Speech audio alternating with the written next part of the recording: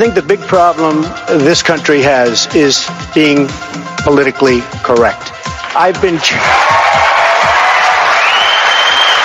challenged by so many people, and I don't frankly have time for total political correctness. And to be honest with you, this country doesn't have time either. Yes, political correctness is out. American exceptionalism is back, ready to re-empower our republic as one nation under God by restoring our unalienable rights of life, liberty, and the pursuit of happiness. This is the Conservative Syndicate, real conservative talk from real conservatives, with your host, John Matthews, the latter-day prophet, baying against the hypocrisies of our time, and Joe Hakos. I don't give a damn what you think you are entitled to. The Conservative Syndicate is comprised of some of the most informed pundits and activists available today. Together we seek to tear down the imaginary wall of separation between church and state through education, information, and engagement on the religion of politics and the politics of religion. And now, your hosts of the nationally acclaimed, globally syndicated Conservative Syndicate, John Matthews and Joe Hakos. And greetings out there all across this great republic and around the world. It's that time for the Conservative Syndicate coming to you once again, live coast to coast and around the world, where it's prime time sometime, all the time, somewhere. Glad to have you with us today. Another broadcast week, beginning, on a lot of anticipation this week. A lot of anticipation, and I think a lot of anticipation by the end of the week that will be just the same as today. I think everything that's taking place this week, everybody's sitting around with bated breath. The media is just waiting to jump and pounce and begin another feeding frenzy. But I think at the end of the week, you're going to find not a whole hell of a lot has changed. And I think there is a very, very distinct reason and purpose for that. We'll get into that some today. We got with us today, Bob Cardoso will be with us at the bottom of the hour, and we're going to talk to him about Medicaid. I've been doing a lot of thinking and research on this Medicaid, just the program itself, not how it's ties in with Ryan Care or Obamacare. I just want to know better how it works. And I'm going to get Bob to expound on that a little bit as to the mechanics of how Medicaid operates. And, of course, the beginning of the Supreme Court justice hearing on Neil Gorsuch, which is going to be, I think, exciting. But I've got something I want to lay out about that, because there's two things. And then the FBI investigation today with James Comey, these hearings and all these other things, I think you're not going to see results right away. And I think there's a very strong reason for that. I want to expound on that. So, and in the second hour, Jonathan Dunn will be joining us from Ireland. Jonathan's with the Blaze and one of our affiliates here, the Lantern Buzz. And he'll be on next hour, and he's got an interesting thing he wants to talk about the G20 dropping free trade from their platform. And that's something I hadn't heard about, so we'll talk about that. And he's got a couple other things on his hot plate. So having said that, let me get my partner in crime on here. Joe, how are you doing today? I'm doing good, John. Doing good. I think this is the week either the Republican Party lives, or the final death knell of the Republican Party occurs this week. I think we'll see the plug will either be pulled or it'll be coming off of life support, one or the other. Yeah, do you think is this all? Are you basing your contention here on the Ryan Care bill? Yeah, absolutely. That's if the Republicans have an opportunity right now, and it starts this week. It actually, it should have started 8 weeks ago, but now it's this week, and now it's their opportunity. They have an opportunity to do exactly what they were elected to do, and they either do it or they don't. And if they don't, well, they're done. Yeah, I agree. I think, but the history of the Republican Party over the last 20, 30 years is that they have become just so qualified in snatching defeat out of the jaws of victory. It's just that you hand them everything on a silver platter, and they just can't figure out what to do, or they don't want to figure out what they want to do. I was at a meeting last night. I hitched my wagon to an organization out here last month, and last night was my first full balls to the wall, fledged actions with this particular organization. It's called the Eagle Forum out here. And there was about 75 people showed up at this meeting last night. And we had quite a conversation on the Article 5. Article 5 was about a 45-minute presentation by Steve Jacobs from the Institute on the Constitution. I remember a couple of weeks ago we had Jake McAlvey on here from that organization. Steve is the local guy out here, and he did a presentation last night on the unconstitutionality of an Article 5 constitutional convention for the purpose of ratifying the Constitution. It was a really kind of an in-depth analysis and interesting. Some things came to light to me that I was not aware of. First of all, the purpose of a constitutional convention is not necessarily to add amendments to the Constitution. The primary purpose of the convention is to correct errors in amendments already published or already in the Constitution. That was an interesting take on it. He had a really interesting argument for not having term limits, which I thought was really strange coming from a conservative, but his argument had some validity to it. It had to do with lame duck. You know, he said if you got a senator in their last 6-year term, they're basically a 6-year lame duck. And so that's 6 years they sit around and do absolutely nothing. I said, well, then what's the solution? He said, well, you vote them out. You don't have term limits. You just vote them out. Heard that before. Yeah, I said, yeah. I said, that's all the more reason to repeal the 17th Amendment. Well, that was one of the things he talked about last night, about how amendments that have worked against us. And he named the 17th Amendment. That was, big deal. I also learned some things as far as the evolution of the Electoral College, which I was not aware of.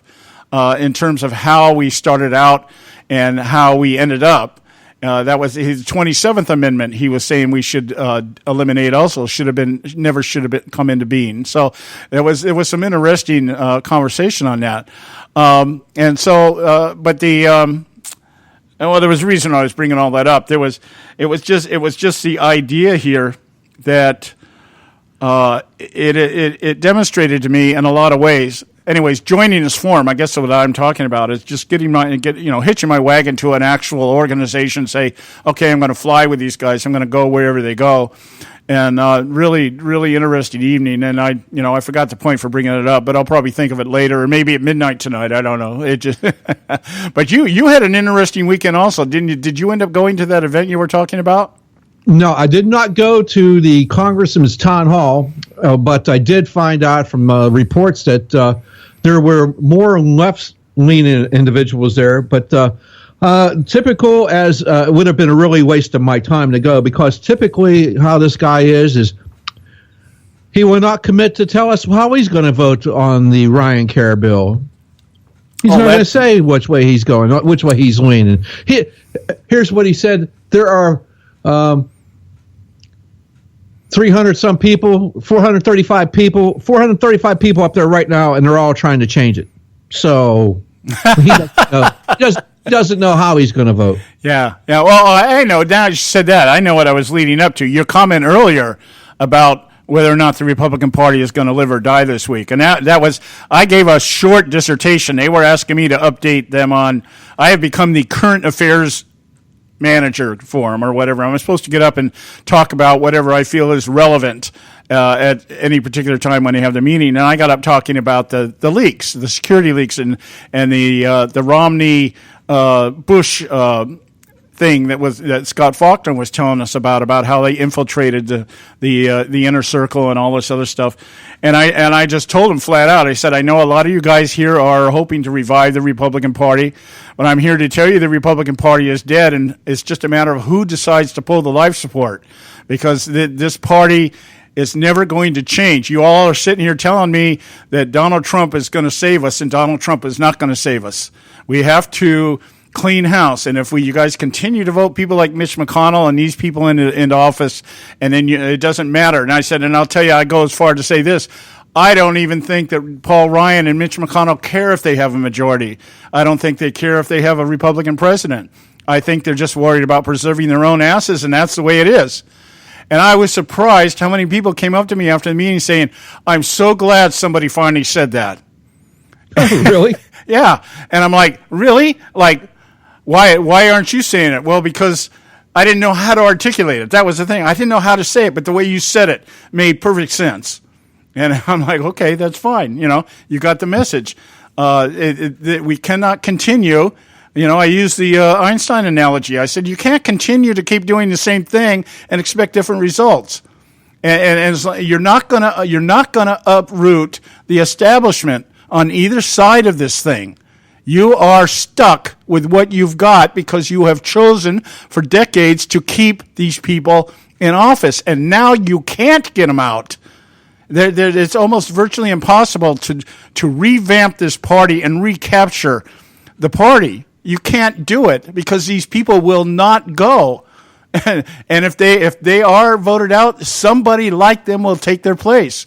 It's only until we decide to, as a collective, decide, okay, we're going to go in a completely different direction. That's how we're going to resolve this.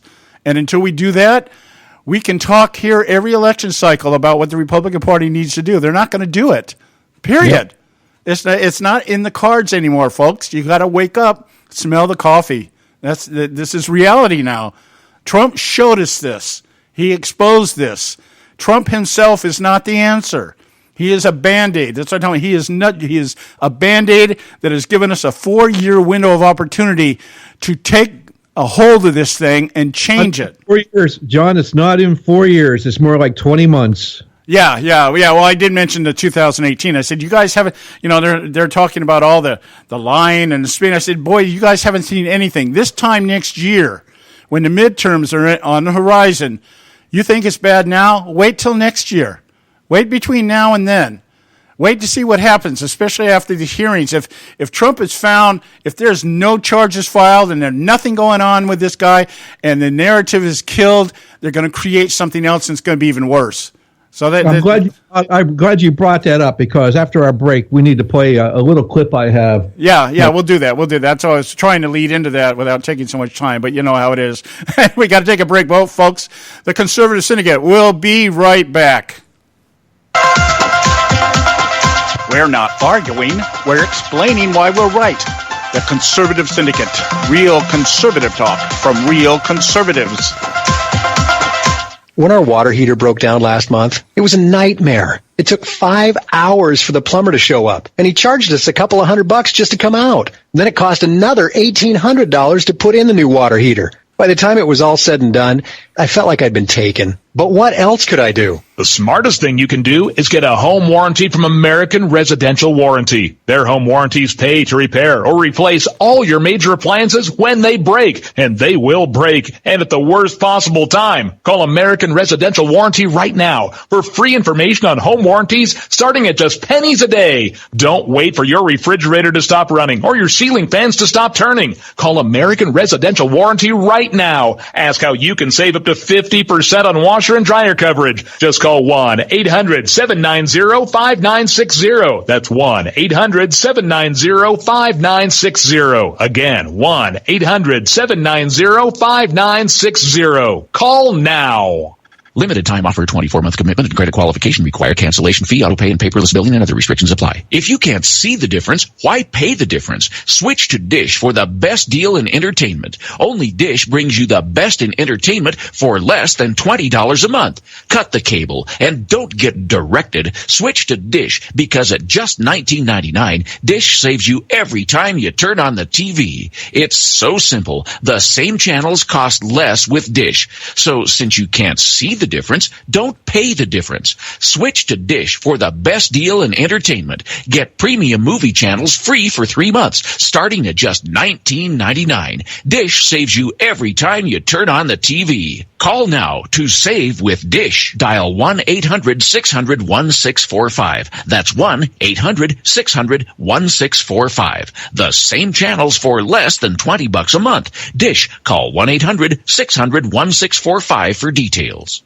Hey folks, if you're like me, you don't place a whole lot of trust in today's media for the real truth and facts regarding the volatile world of finance and politics. When I want the real scoop on money, I go to the most trusted source I know, my good friend and colleague, Bob Cardoso. Bob is a noted expert with a PhD in international finance who airs his nationally known, globally syndicated show, Robert Cardoso Live Daily, Monday through Friday, 3 to 5 p.m. Pacific Time.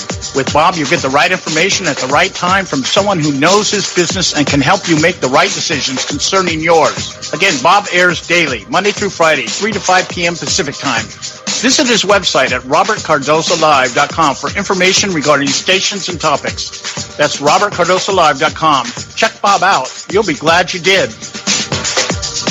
Attention taxpayers. If you've received a notice from the IRS or state, do not ignore it. It's also a big mistake to try and handle your tax problem on your own. If you owe back taxes, it's a fact that the government has the power to take everything you own, including your home, business, wages, savings, and your freedom. But here's the good news. There's a special toll-free tax hotline set up especially for you. This tax hotline will tell you about new programs that are geared to help you dramatically settle, reduce, or eliminate what you owe. But you have to call now. Take down this number or put it in your cell phone. But call 866-761-0959. 1-866-761-0959. When you call, you get free information on how you can reduce or eliminate back taxes, including penalties and interest. You can also be helped if you have unfiled returns, a tax lien, wage garnishment, bank levy, or if you've been entered into a payment plan but can't make the payments. Don't make the big mistake in thinking you can ignore or handle your tax problem on your own. You can stop the collection process immediately. Call this special tax hotline today for free info at 1-866-761-0959. That's 1-866-761-0959. 1-866-761-0959. That America must put its own citizens first, because only then can we truly make America great again. And now back to the Conservative Syndicate, real conservative talk from real conservatives. All right. We're back here at the Conservative Syndicate, real conservative talk from real conservatives. I'm your host, John Matthews, along with Joe Hakos. And Joe has a clip he wants to play. I think it'll tie in very well with the way we ended our conversation before the break. You have the con, Joe. All right. So today they had the hearing up there where Comey and let's see, the admiral, I can't remember what the admiral's name is, but they were up there testifying in front of the Congress, and this is a clip of Trey Gowdy, and Trey hits upon John's favorite subject, one of his favorite subjects, and I'll just let you listen to it, and so you can catch it, and there's going to be a little quiz after I play this clip. So this is Trey Gowdy and talking and not quite questioning, like where were you, blah blah blah kind of deal to Comey. This is just almost sort of like a conversation, but a conversation to get on the record though. So Trey Gowdy and Director Comey. Because nature abhors a vacuum. And right now, you can't answer most of the questions, either by policy, by law, or because the investigation has not been complete. Therefore, a vacuum exists, which people in my line of work are more than happy to fill. So I need you to fill. I need you to do it with all deliberate speed. But Director Comey, I think it's also important for my fellow citizens to take note of why the system that you come from, the one that I come from, is respected, and this system that I'm in now is not. What is hearsay? Information you don't know of your own personal knowledge, but learned from someone else. It's an out-of-court statement offered to prove the truth of the matter asserted. I was trying to be a little less lawyerly. All right, well, we'll go with your answer. And it is almost never admissible in court. How about anonymous sources? When you were in the Southern District, could you ever call an anonymous source to testify in one of your proceedings? No. You couldn't even use hearsay unless there was some widely accepted exception. And what I've heard this morning in some cases is quadruple hearsay. So it would never, a newspaper article would never, ever be admitted as evidence in a courtroom. So the system we respect would laugh you out of court if you came in armed with a newspaper article. But in the political process, that's enough. Let me ask you this. Cross-examination. Why are you able to cross-examine witnesses in trial? Okay, John, why are we allowed to cross-examine people in a trial?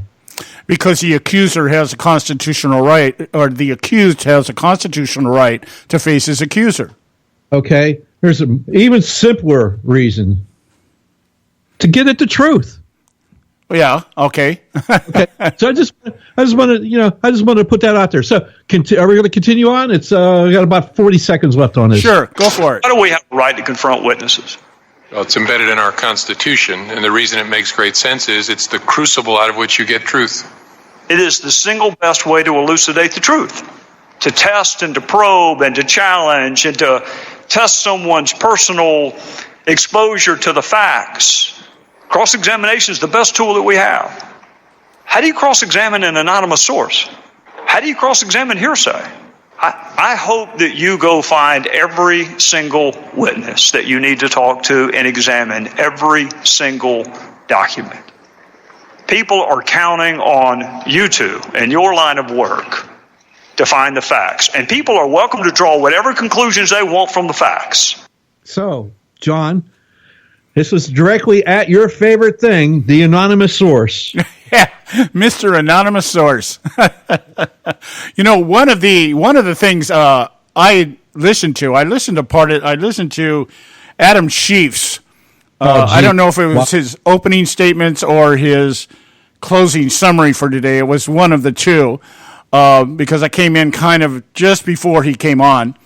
And one of the things, the way he was wording his, I think it was an introduction. It was kind of like what he was laying out as the left's argument about collusion and interference by the Russians and everything else.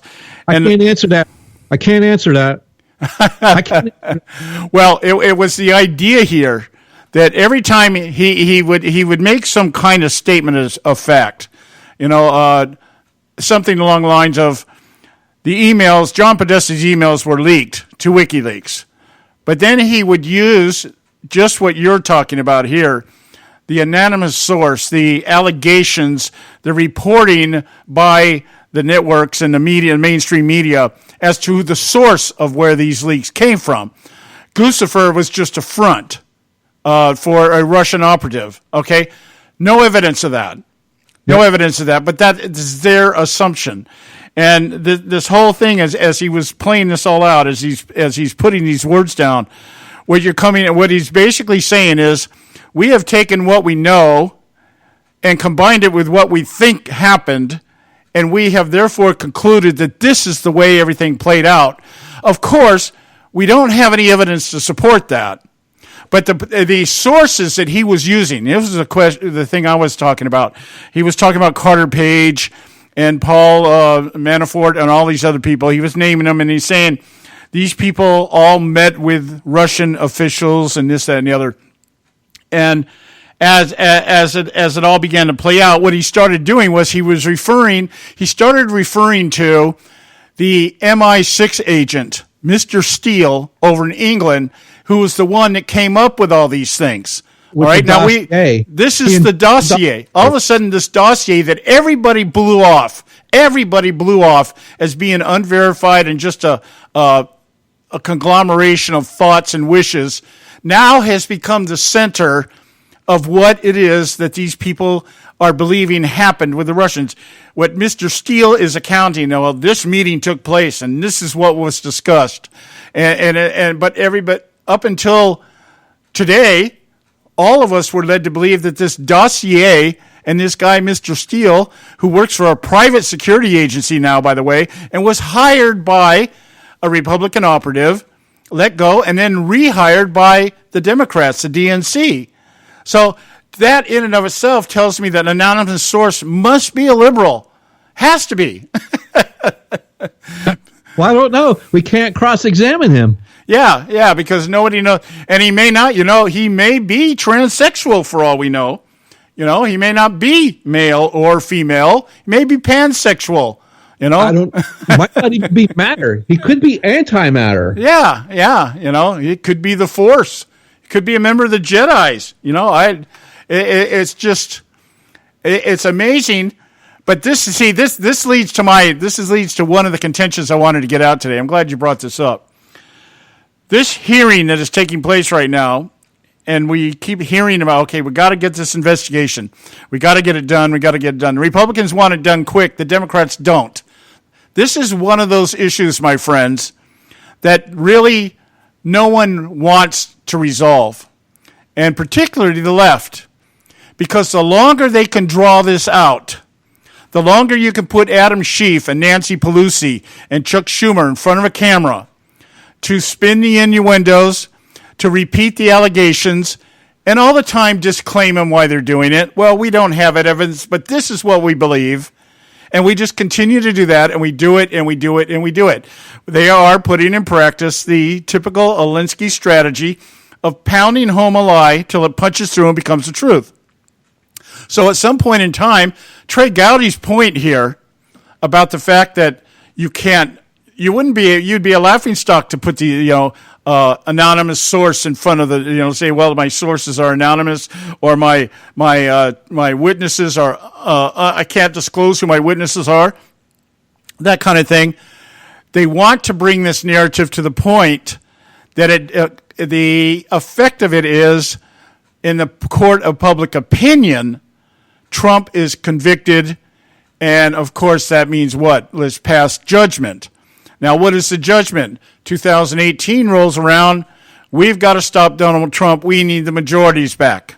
You got to give us the majorities to stop this lunatic, who, by the way, is in the process not so much being covered in the media. They had somebody discuss it last night, this forum I was at.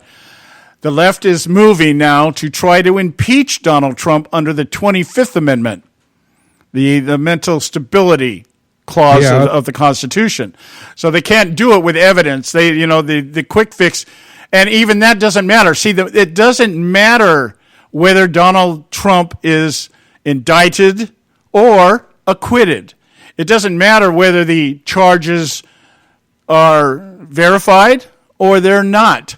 What matters is the narrative. The narrative, keep punching it out there, keep punching it out there, keep punching it out there, and what you're going to have, their base has already bought it. Their base is convinced. I can tell you talk to any leftist right now, and they will tell you that Donald Trump, what? He's a xenophobe, he's a hater, he's a racist, and he's a crook, and he's in collusion with the Russians, and Russia helped him win the election. That's a given. But they've got to sway more people than that. They've got to sway that middle ground, the independents, the people that don't really want to take any position on anything but want to bitch about everything. Yeah. That's the intent here. We've got to get enough of those independents to buy into our narrative, absent any proof or evidence. And that's all we need to do, so that the next election cycle, we can simply go in front of the people and say, what? Once again, people, we want you to make a choice between the lesser of two evils. They're more corrupt than we are. That is the narrative. And the only way they're going to continue to do that is Trump has to be. I heard it today in the Gorsh hearing. Some of the commentators, one of the Republican commentators, one of the Republican men said this. He said, "Senators, the judge is the one being confirmed here. Donald Trump is not the Supreme Court." Okay, who was the other one? James Comey is not the Supreme Court. We're talking about an individual on the Supreme Court. And if you can, and he says, I hope you people during this hearing do not tie this man to the president or anybody else for the purpose of trying to discount his qualifications for the position that we're sitting here trying to confirm him for. A very valid point. Not very likely to be followed or adhered to, but a very valid point. So, I'm glad you played that clip, because that just kind of ignited me a little bit there with stuff that I saw today in this hearing with Neil Gorsh, and it ties in with the narrative. I have one other thing I want to talk about maybe later as to what we can see regarding the confirmation hearing of Neil Gorsh. That's not going to happen overnight either, and there's a good reason for that. So anyway, we got to go to our break here. When we get back, we'll have Bob Cardoso with us. I want to drain his brain a little bit, and probably all I can do. But we're going to try to get him to expand for us on how Medicaid actually works.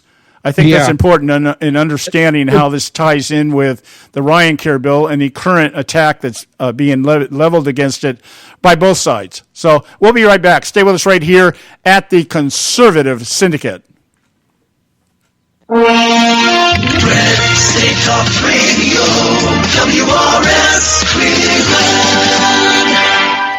Red State Talk Radio is now available as a voice command on your Amazon Echo and Echo Dot by simply saying, Alexa, play Red State Talk Radio. Red State Talk Radio on TuneIn. Are you behind on your taxes? The IRS is the largest and most aggressive collection agency in the world, and they can seize your bank account, garnish your paycheck, close your business, and file criminal charges. Tax Mediation Services is accredited by the Better Business Bureau. Our team of tax attorneys and enrolled agents can stop collections and get you protected. If you owe over $10,000 in back taxes or have unfiled tax returns, call now for a free case review and a price protection guaranteed quote at 800-790-4294. 800-790-4294. You know, sometimes when you compare prices on products, you think to yourself, what difference does it make? The rates are all about the same anyway, but sometimes the rates are very different.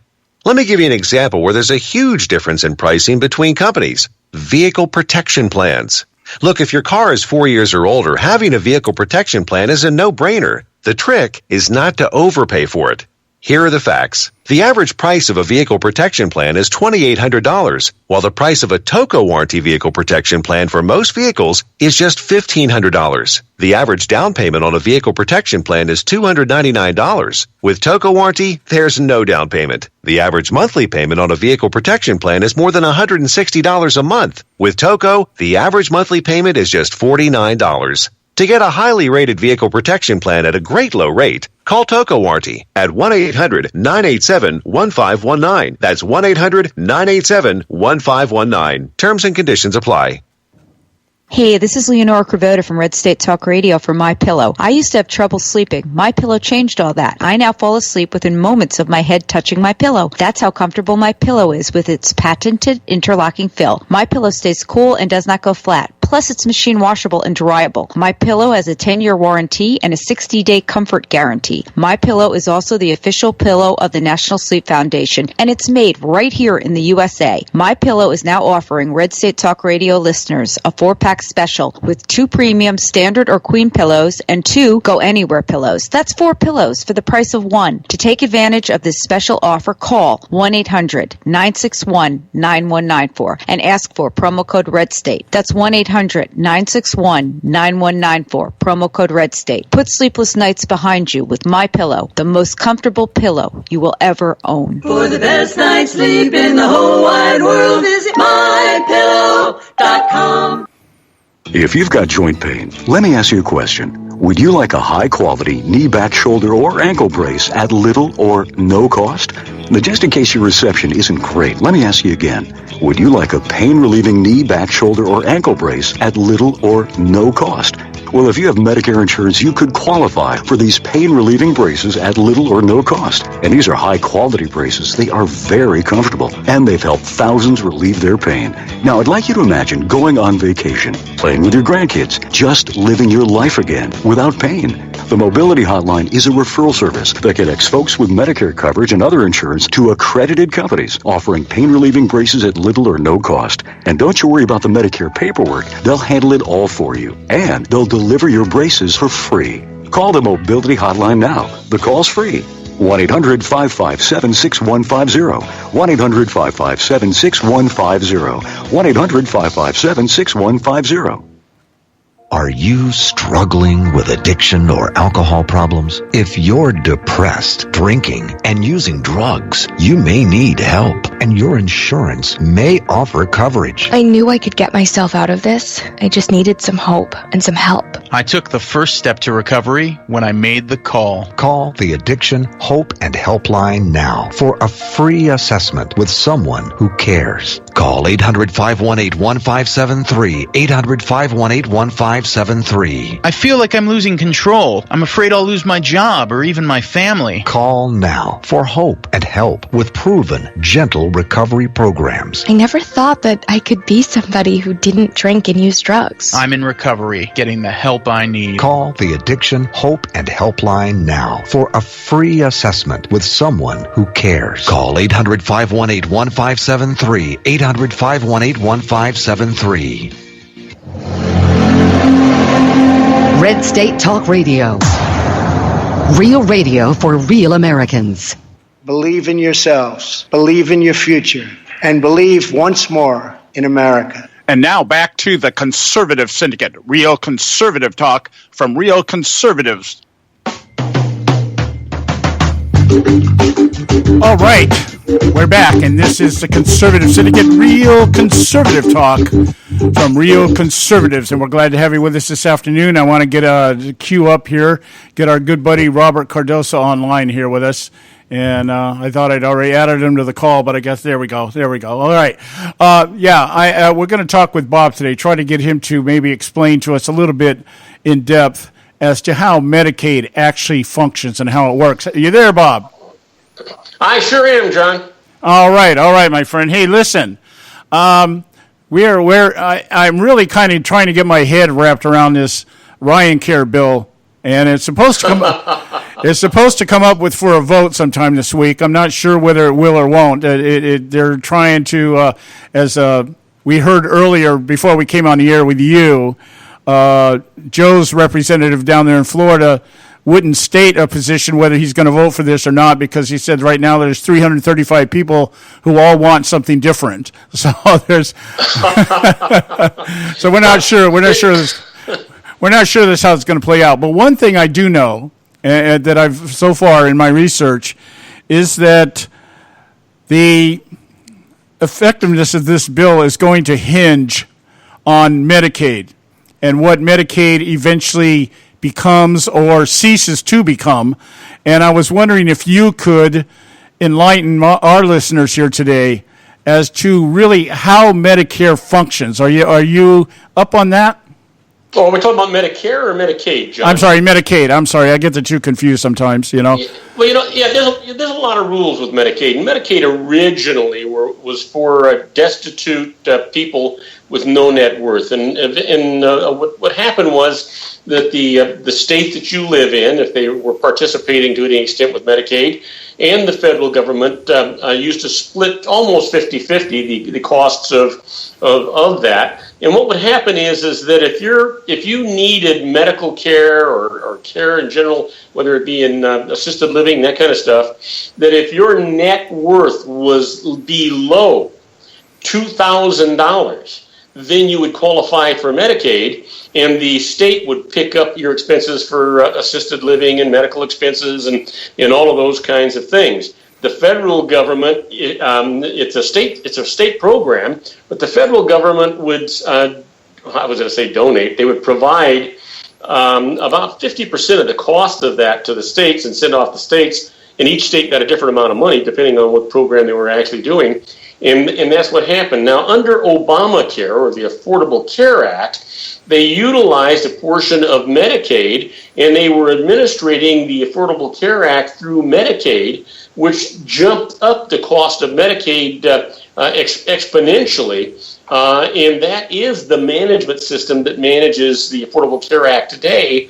And the new program, what they're trying to do is to eliminate the federal portion of the Medicaid by either doing block grants, or depends on what they actually put through. The states are still going to have some kind of portion of Medicaid, and they're going to probably continue to administrate what is now called the American Health Care Act.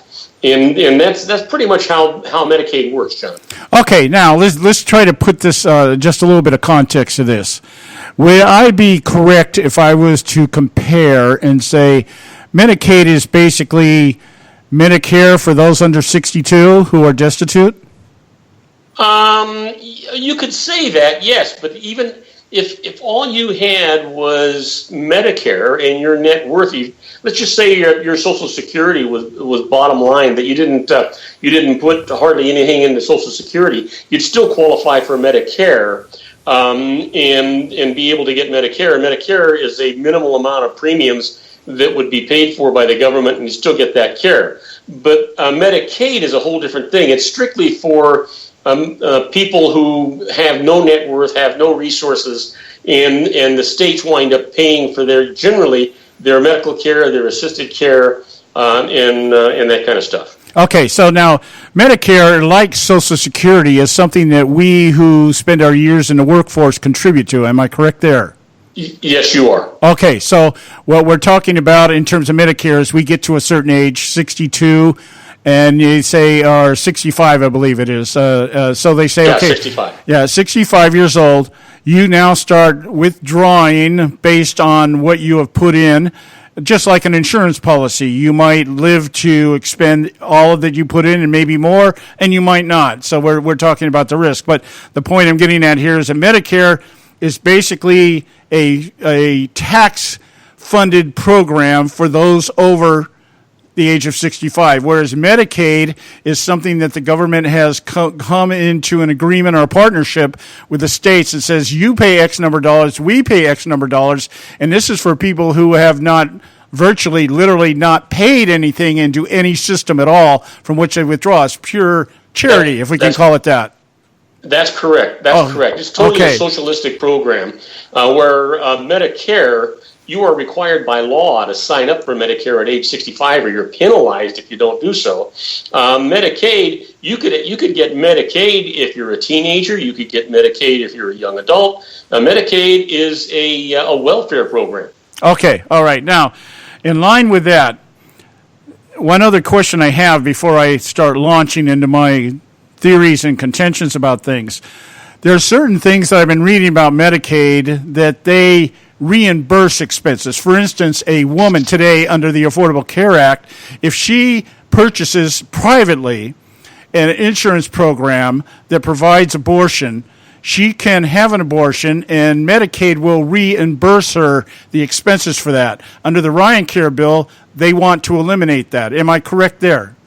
Yes, you are. Okay, so we're actually talking about taxpayer-funded abortions through a backdoor subsidy, which is now called reimbursement rather than payment. Am I correct there? Yes, you are. Okay, so the lie that Obamacare would not fund abortions is a lie. Yes, it is. Okay, now, so the argument First of all, John, you know that Obamacare was actually providing money to Planned Parenthood. Oh, yeah. Well, a fairly substantial amount of money to them that were providing abortions and that kind of stuff already. And that's a given. We already know that.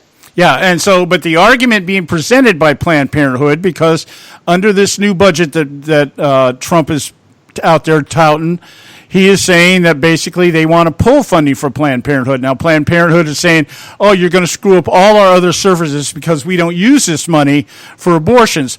But Medicaid allows some reimbursable expenses to those who have abortions through Planned Parenthood when it is determined it's for the health of the mother.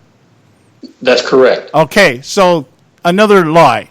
All right, so so when we start talking about the idea of phasing out Medicaid, which is what the Trump administration is doing, and they're saying basically what they want to do is give block grants to the states and allow the states to manage the programs, but the federal government will still mandate what the states have to offer in terms of coverage. Am I correct there?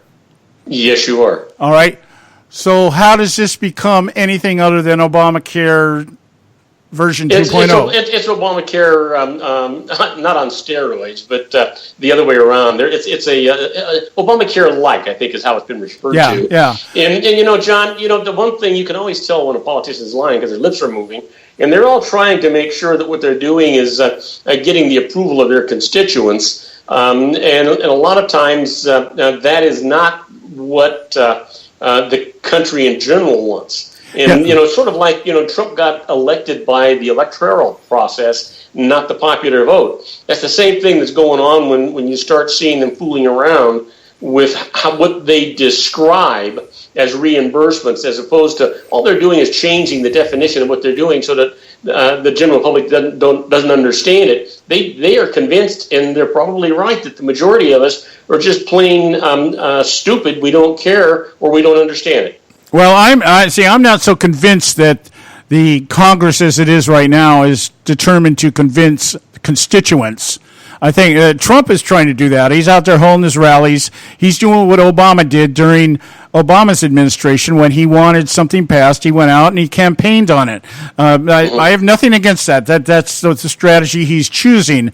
However, what I'm getting at here is that what we're really listening to is we're just being sold the same snake oil in a different bottle, and we're calling it something else. We're when we talked about the tax mandate for Obamacare, and Obama's people kept saying it's not a tax, and Roberts said, John Roberts in the Supreme Court says it is a tax, but since Congress isn't stopping you from doing anything, you go ahead and do what you want to do, that kind of thing. So that it's using these words that spike the average American, and they hear it. And what they're trying to do now is they're trying to paint the vision once again that the Republicans want to push grandma over the cliff by taking away her Medicaid. And so I'm sitting here looking at it going, well, again, it supports my argument, and I think Joe's in alignment with me here, that what we need to do is whatever tax dollars are going into federally subsidized health care need to cease from being taken from taxpayers. They need to turn the health care situation over to the states. The states put it on a ballot, and they ask the people that live in those states, do you want state-subsidized health care? Let's vote on it, and are you willing to pay for it through your taxes? Let's vote on it. And I think you need to go one step farther, though, Joe, and that is that I agree with everything you said, as long as our federal income taxes are reduced by the same amount of money that they were using to support Medicaid in the first place, and then have the state tax make up that difference. Well, that's what I was just saying. That money that the federal government is taking should all of that should go to the state, which I don't think is right either, because the federal government still has their hands on it. I think it should be they should quit taking it. And the states now come to the residents of that respective state and say, look, we want to subsidize health care, like they're trying to do right now out here in California. Gavin Newsom has just introduced this initial legislation, state-funded health care. He wants to get away from the federal government and just do it as a separate entity. So we say, okay, now we put it on the ballot. Do you people want to pay more taxes for the state to run a health care program? The state votes yes or no, and whatever happens, that happens. The federal government's completely eliminated. That's my, and I just want to make sure I had my facts lined up with Medicaid before I came out and said this is my official position, which you have just done. You've confirmed that for me. We got to go to a break. When we come back, we'll continue our discussion here with Bob Cardoso on Robert Cardoso Live. Stay with us. We'll be right back. There is an old saying, children should be seen but not heard. At no time is this more apparent than when politicians speak. The Conservative Syndicate.net, the adult in the room. Hey folks, if you're like me, you don't place a whole lot of trust in today's media for the real truth and facts regarding the volatile world of finance and politics. When I want the real scoop on money, I go to the most trusted source I know, my good friend and colleague, Bob Cardoso. Bob is a noted expert with a PhD in international finance who airs his nationally known, globally syndicated show, Robert Cardoso Live Daily, Monday through Friday, 3 to 5 p.m. Pacific Time. With Bob, you get the right information at the right time from someone who knows his business and can help you make the right decisions concerning yours. Again, Bob airs daily, Monday through Friday, 3 to 5 p.m. Pacific Time. Visit his website at robertcardosolive.com for information regarding stations and topics. That's robertcardosolive.com. Check Bob out. You'll be glad you did.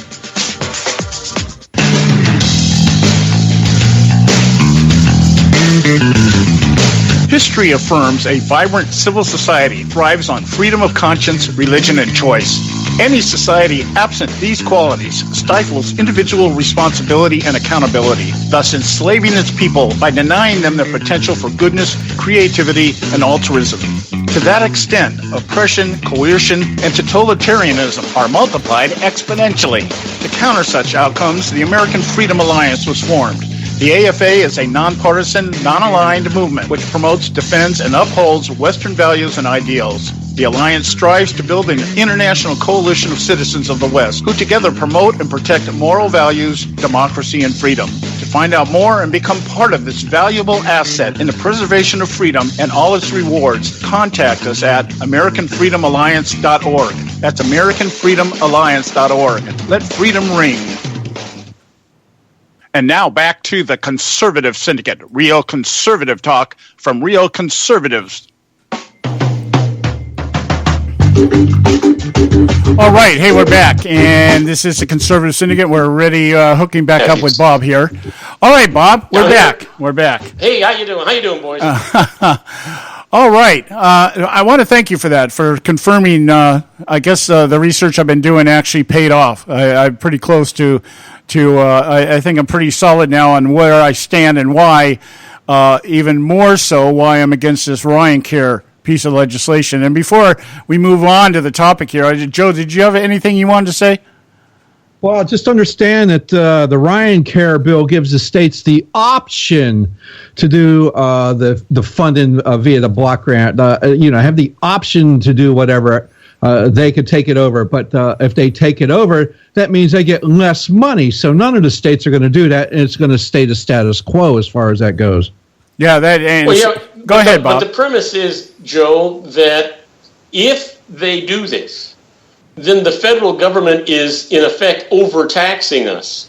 And they need to give us back that tax credit as a refundable credit for this year, and then let the state go ahead and make up the difference so that we can straighten that out so the state doesn't actually lose what used to be a subsidy.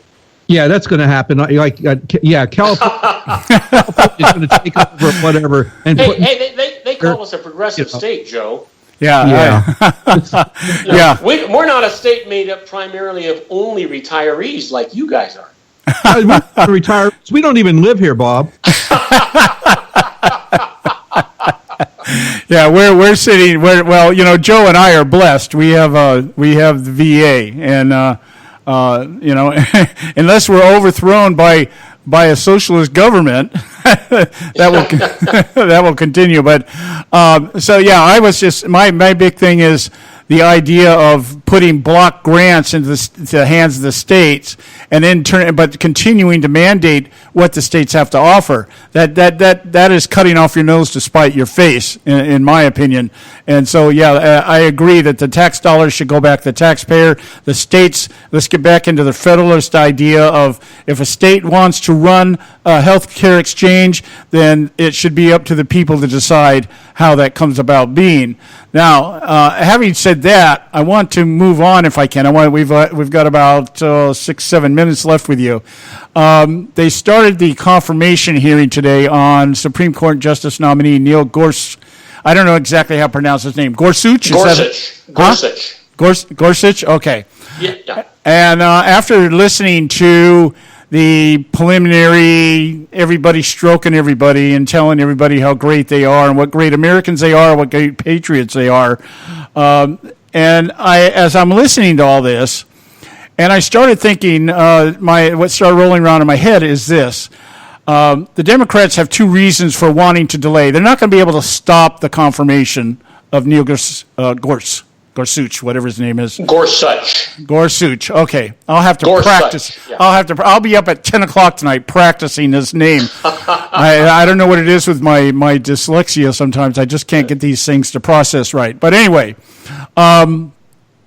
there's two advantages, or two things that the left wants to do here. One, and it's similar, very similar to what they're doing with these hearings on Russian collusion between Russia and Trump. It's just dragging this stuff out, and the reason they want to drag it out and everything else, I believe this confirmation hearing is going to drag out because, one, I think that it's payback time. They want to really make the Republicans pay for not confirming Merrick Garland during the Obama the last year of the Obama administration.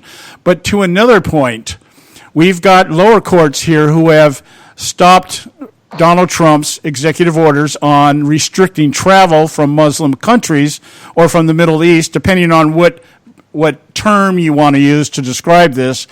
And if they can get this into the Supreme Court with a 4-4 split, they stand a very good chance of this going back to the judgments of the lower court, even though the Ninth Circuit, which really blew me away, has completely torn apart these arguments by these judges that have issued these stays against the implementation of the executive order.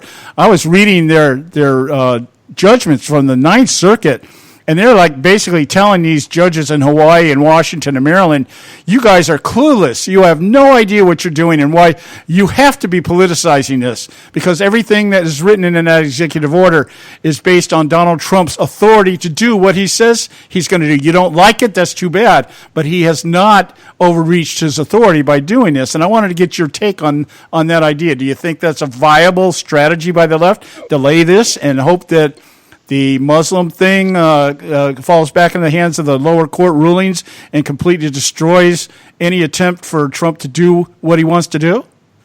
Well, first of all, I don't think it's viable, but I do think that that's what their plan is. I do think you're going to see a confirmation probably around the 5th of April on Gorsuch, because I think that the Republicans are going to do whatever is necessary to get that confirmation, and they have the wherewithal to get it done. I do agree with you that the reason that it's so important that the conservatives put Gorsuch up into the Supreme Court is that there are a lot of issues that are not getting to the Supreme Court. They're just waiting for us to get Gorsuch in there so that things are a little more heavily weighed on the conservative side to get some of this legislation passed and stop arguing with it. And I think that's really what the Democrats are blocking, because the man is eminently qualified to be on the court, and so they're just playing games with him. No question that when you start listening to the questions tomorrow, they're going to be asking pointed questions about how he's going to rule on certain things. And the truth is, if he's going to be ruling on some things as a Supreme Court justice, he needs to recuse himself from actually making those comments, because he can't pre-tell people what finding he's going to have before it comes onto the court. Yeah, well, I know one of the big things Feinstein went after him today about was his rulings on some issues as an appeals court judge dealing with corporations. In my mind, I'll tell you what popped up in my mind. Why would the Supreme Court be trying anything to do with corporations? That's not the function of the Supreme Court.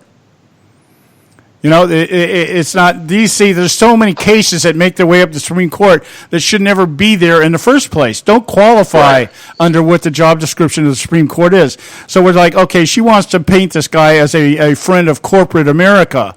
And I'm like, what does that have to do with ruling on constitutional issues? You're talking about something more along the lines of maybe a civil lawsuit or something like that.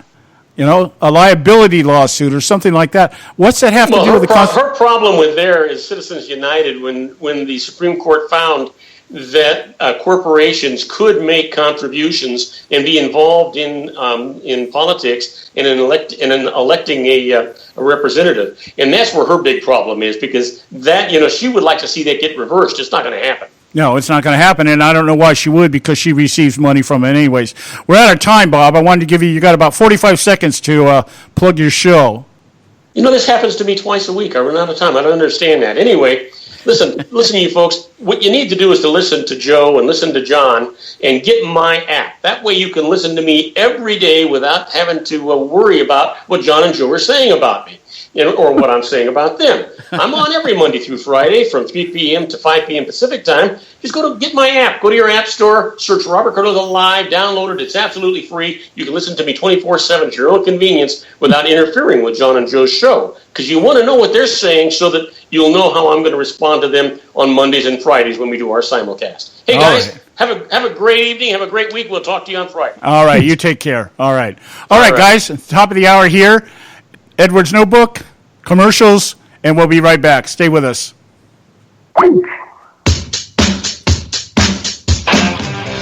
Oh, my goodness. So the statist Republicans trotted out Obamacare Light. I feel it is yet another insult to the American people. Hello, I'm Ron Edwards. On today's page from the Edwards Notebook, so now we, the people, are possibly being forced to wait indefinitely before there will be any serious tax cuts because the powers that be decided not to cut one single tax until after Obamacare is replaced. One of the excuses used to drag the process out is certain Senate procedure rules. And also, if Obamacare is totally brought up for a vote, then the progressives like Chucky Schumer will filibuster and prevent any progress. To that I say bunk.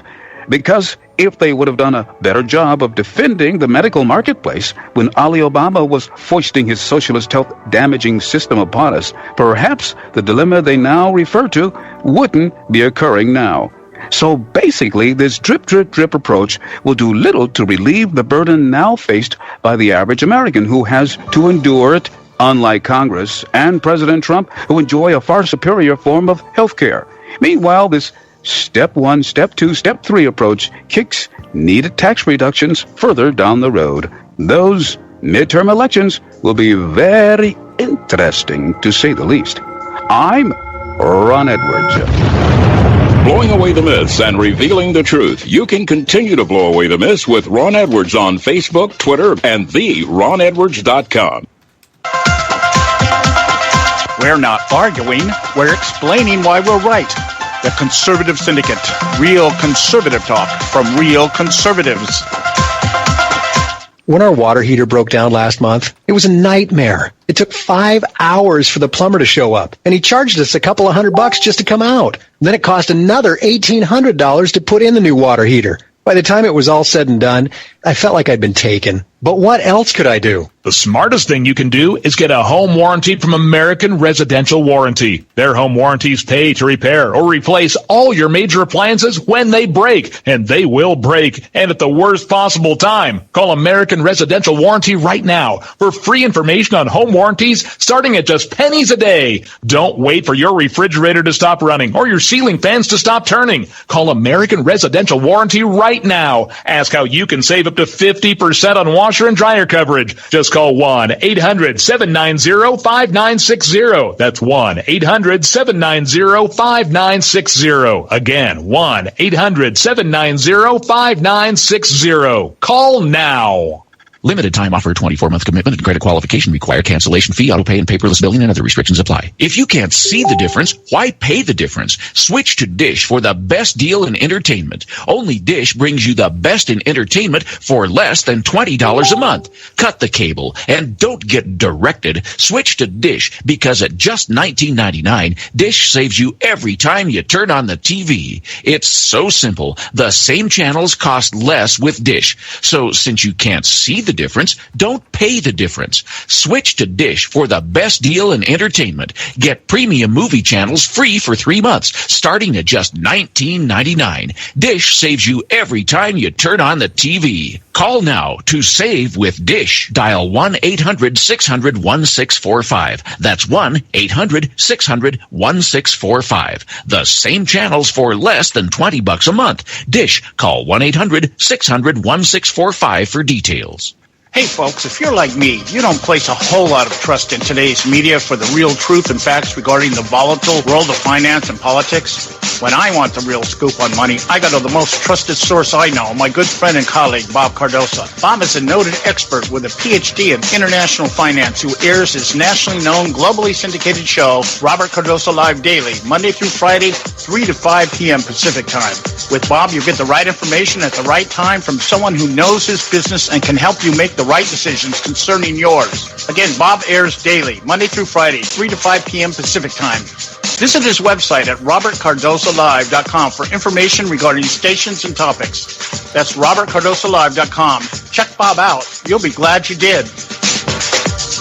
Attention taxpayers. If you've received a notice from the IRS or state, do not ignore it. It's also a big mistake to try and handle your tax problem on your own. If you owe back taxes, it's a fact that the government has the power to take everything you own, including your home, business, wages, savings, and your freedom. But here's the good news. There's a special toll-free tax hotline set up especially for you. This tax hotline will tell you about new programs that are geared to help you dramatically settle, reduce, or eliminate what you owe. But you have to call now. Take down this number or put it in your cell phone. But call 866-761-0959. 1-866-761-0959. 866-761-0959. When you call, you get free information on how you can reduce or eliminate back taxes, including penalties and interest. You can also be helped if you have unfiled returns, a tax lien, wage garnishment, bank levy, or if you have been entered into a payment plan but can't make the payments. Don't make the big mistake in thinking you can ignore or handle your tax problem on your own. You can stop the collection process immediately. Call this special tax hotline today for free info at 1-866-761-0959. That's 1-866-761-0959. 1-866-761-0959.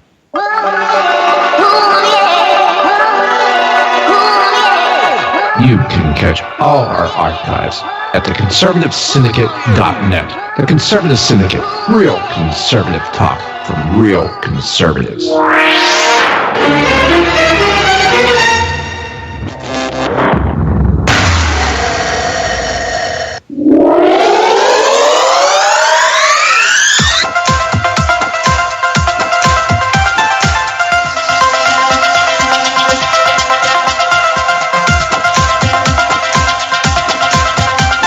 I think the big problem this country has is being politically correct. I've been challenged by so many people, and I don't frankly have time for total political correctness. And to be honest with you, this country doesn't have time either. Yes, political correctness is out. American exceptionalism is back, ready to re-empower our republic as one nation under God by restoring our unalienable rights of life, liberty, and the pursuit of happiness. This is the Conservative Syndicate, real conservative talk from real conservatives, with your host, John Matthews. The latter-day prophet, baying against the hypocrisies of our time. And Joe Hakos. I don't give a damn what you think you are entitled to. The Conservative Syndicate is comprised of some of the most informed pundits and activists available today. Together we seek to tear down the imaginary wall of separation between church and state through education, information, and engagement on the religion of politics and the politics of religion. And now, your hosts of the nationally acclaimed, globally syndicated Conservative Syndicate, John Matthews and Joe Hakos. All right. Hey, we're back. Hour 2 right here at the Conservative Syndicate, real conservative talk from real conservatives. I'm your host, John Matthews, along with Joe Hakos. I hope you got something out of that last hour. I really needed to clear my head about this thing because you hear so many things coming from so many different directions, and I just... Sometimes my mind just goes into fact overload, and you end up having so much information that none of it makes any sense. So I hope you got something out of that. I hope we were able to clarify it for you. Joe, I want to get your take on this. Talking about the Supreme Court confirmation here, what I floated at Bob here in the last hour, do you think that the left might just try to draw this thing out, hoping that this Muslim restriction order from Trump makes its way into a 4-4 split? Are terrorists Muslims? Yeah. Yeah, exactly. I mean, yes. That's what's going to happen. They're going to try to do whatever they can. But, if there were smart people in the Republican Party, they wouldn't let it happen. And they would just, hey, like Senator Ted Cruz said last week, hey, we have the majorities in the government. We should start running it. Yeah, exactly. Start running the damn thing. Act like you're in charge, for Christ's sake. Yeah, well, and that going back to what the point we were talking about at the very beginning of the show. My contention is I really, really believe this, and I know it may sound negative and everything else. I really do believe that the Republican Party, as it stands today, could care less about whether they have a majority or not. The cry or the call for a majority is just saber rattling. It's just like, it gives the impression that, yes, we want to do something and we're dying to do something. And the only reason we haven't done anything is because we don't have the numbers. The stars are not aligned. But yet the stars have aligned, and they're still standing around going, let's just take our time here. And so this idea that, I don't think the Republicans are going to rush to try to get confirmation for Neil Gorsuch. Let's just get the numbers. The Republicans have 52 seats, a 52-seat majority in the Senate. They only need a majority vote in the Senate to confirm Gorsuch as a Supreme Court justice. They only need 51. They don't need 52. They need 51. The only thing that is the Democrats can stop that process by filibustering, and you need 60 votes to stop a filibuster. Well, I'm sorry. There was a certain guy a long, long time ago named Harry Reid that said, screw that. We don't need to worry about that. We'll do whatever we want. We have a majority. We don't need to worry about being able to stop a filibuster. And they went on, and lo and behold, they didn't worry about it. Yeah, now what my understanding is, so we just keep everything in a row, the facts in a row here.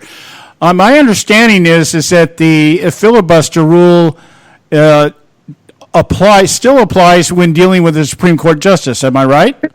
It only applies if you wanted to apply to anything. It's a made-up rule. All you need is a majority vote in the Senate to confirm the Supreme Court nominee. All that other BS is exactly that. BS. It's a rule. It's a rule that's meant to be broken. The Democrats break them, and the Republicans allow it, and they turn right back around, and when they're in charge, well, we like the rule. We're going to play by the rules. Screw that. Democrats never play by the rules. So it's time to stop with this veiled of just we are so statesmanlike and we're so friendly and we're this and we're that.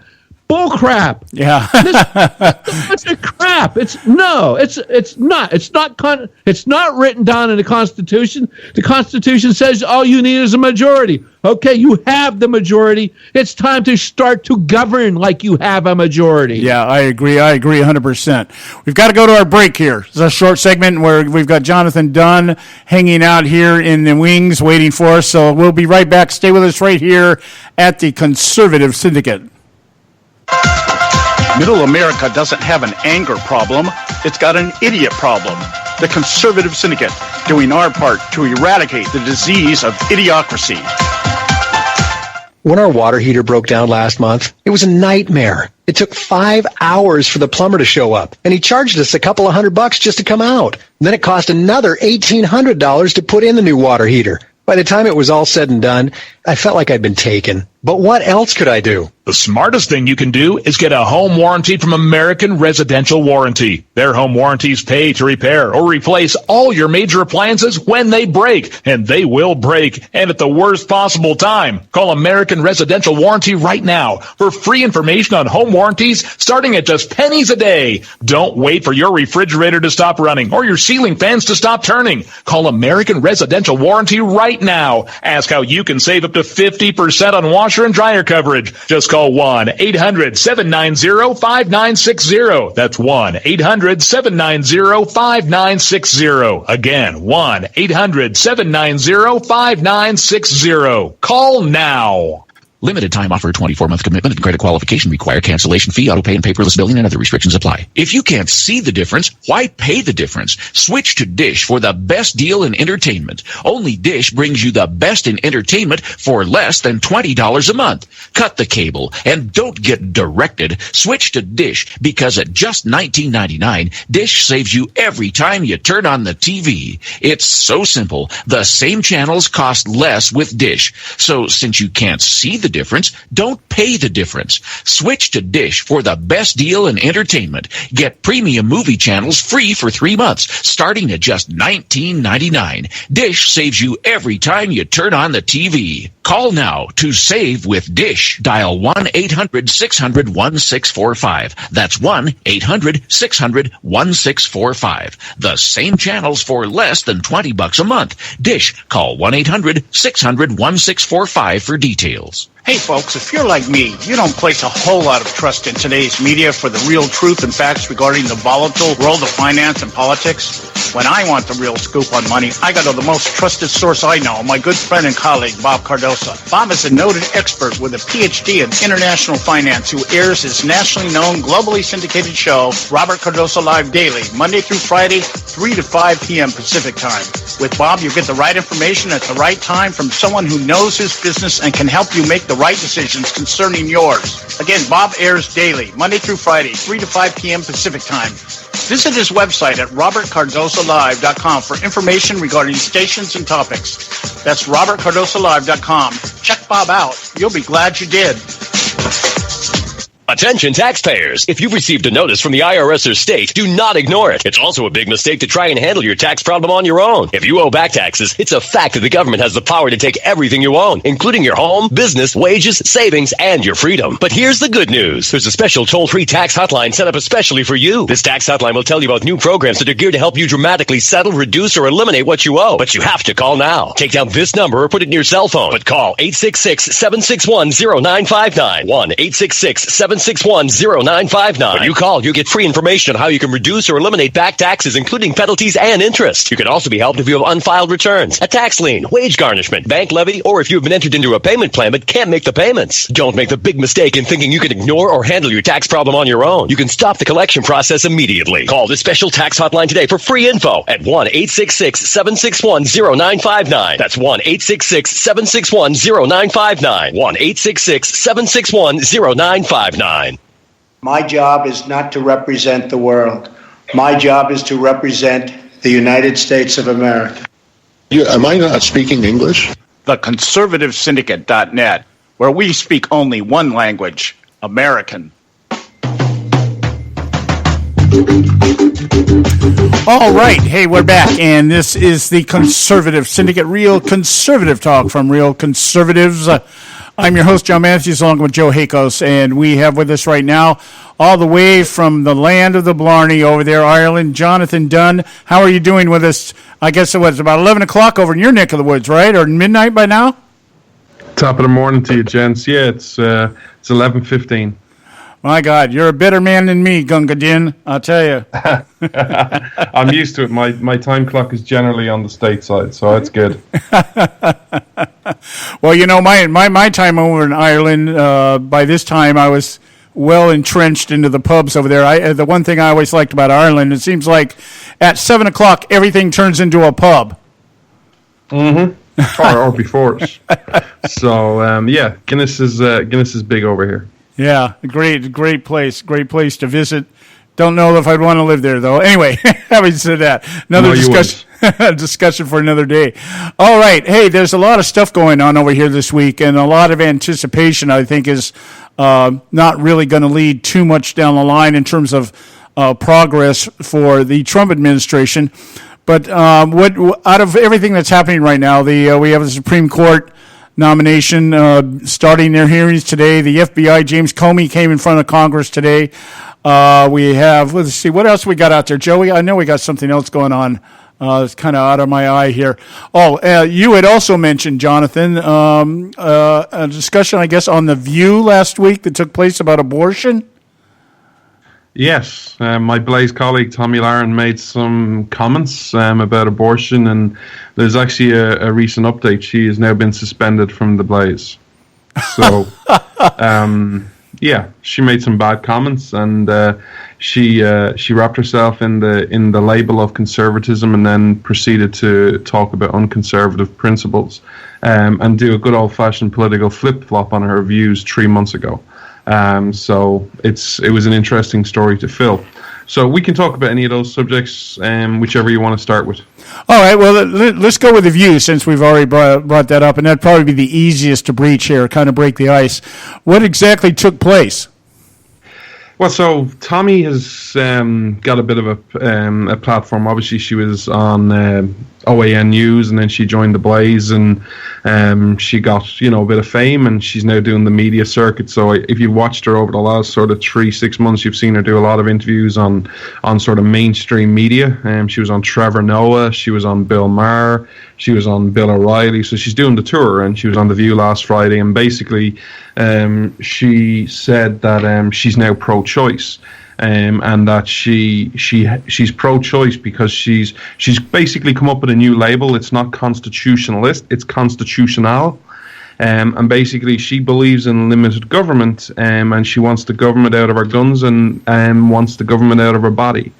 I released a special show on the Blaze today, defending the traditional conservative principles, because you cannot believe in the traditional conservative philosophy when you wrap yourself, especially when you talk about the Constitution. The preamble of the Constitution is very clear when it talks about your prosperity, which is future generations. Also, you cannot have a conversation about the Constitution without understanding its foundation, and the foundation of the Constitution is the Bill of Rights. And your founders are very clear on this matter. They said, what was the first right that was enshrined from God, or nature's law or nature's God, and that was life. We can debate all day long and have differences about taxes, about global warming, about the size and scope of government. But your founders knew, as traditional conservatives know, if you don't have a respect for life, everything else is it's irrelevant, basically. But what I did find very interesting about her own comments was, right before she spoke about getting the government out of her body, she spoke about getting the government out of her guns. Again, Tommy needs to do a lot of more reading on the subject, especially regarding your founders. Your founders, when you read the Declaration of Independence, don't speak about a God like me and you worship as a Christian God, or an Allah God, or a stone, whatever. They speak about nature's law and nature's God. The Second Amendment isn't about guns. When you break it down, the founders are very clear. The founders saw the Second Amendment, yes, it's the right to bear arms, but they break it to nature's law, which is the right to self-defense. When you hear what Tommy said, so she said, I believe in limited government because I want the government out of my guns and out of my body. It's ironic that she said those words, because so you're okay with wrapping yourself in the Constitution and saying, I want a right to gun to protect myself as consistent with the right to self-defense, but an unborn baby doesn't have that right. Yeah, when we talk about this, I was listening. I listened to a short blurb the other day from Dennis Prager about abortion, and he was approaching it. He said, let's not even talk about the legality of it. Let's not talk about the constitutionality of it. Let's talk about the morality of it. And the idea that a woman can say, I have a right to my body, but how does that extend to the body of the fetus that she's carrying? It's like, you may have the right to your body, but you don't have the right, the virtual right, to decide what to do with somebody else's life, which is the moral argument against abortion, is that you're taking another life. And just because that life, he says, I forget how he says, it's not the woman, the baby does not belong to the woman, the baby is in the woman. And that's, so that presents the moral argument here, that if you decide to take that life, so what you're basically saying is you have the right to decide to take another life because that life is currently inside your body. And so it's like, but there's two different lives. You can't say that they're the same, one and the same. Does that make sense? Yeah, it does. Absolutely. And I don't get the abortion argument, especially when you look at all the polls. So, like, if you look at all the polls and take them for what they're worth, but like all these Gallup polls who do like the, different parts in life, not politics. And the standard general consensus in America usually is, and it's by quite a wide margin, is that after 20 weeks of a pregnancy, like 80-85%, obviously it varies and fluctuates from poll to poll, don't believe abortion is good. It's a good thing to do, or it's right, or it's moral.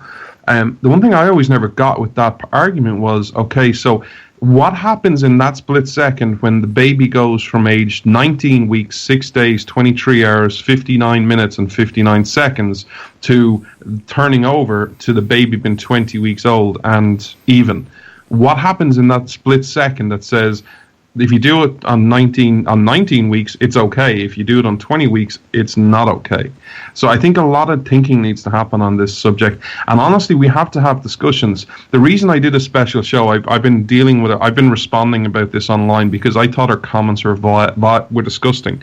But also, she implied an insult to people who would share my types of views because she said she didn't want to be hypocritical, implying that anyone who believes in the Constitution and is pro-life is a hypocrite. I think we're the consistent ones. You can have any opinion you want, just don't wrap yourself in a conservative label, because that is not a conservative principle. But I think we have a duty and a responsibility to stand and have our names in the book of life and do it in the best way possible, because, from a Christian point of view, God is going to hold us all responsible. But what are future generations going to say about us when they see the millions upon millions of unborn babies each and every year? We look back on times, a popular one is we look back in 1930s, 1940s Germany and kind of go, did they really know Hitler was that bad? That's a discussion we have now. What is future generations going to be say about us? So I encourage every conservative to speak out about this.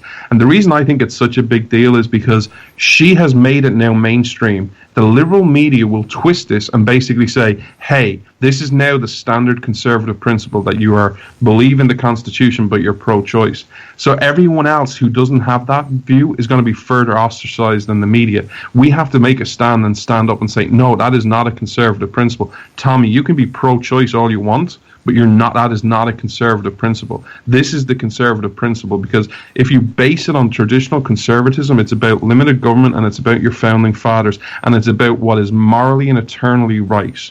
Anything you see from your founding fathers, if you just want to read the Constitution and the Bill of Rights and the Declaration of Independence, but if you want to go further, all the way back to what your founders actually said at the time about this, about life, they are entirely consistent. You have that right. There is no gray area here. There is no, well, they could have said something different, or it's open to interpretation. I'm sorry, it's not. Your founders were crystal clear on this issue. There is no debate. They believed in the right to life. And we as a generation have to make that distinction and make that argument in the best loving way and respond and hopefully be the generation that wins this argument once and for all.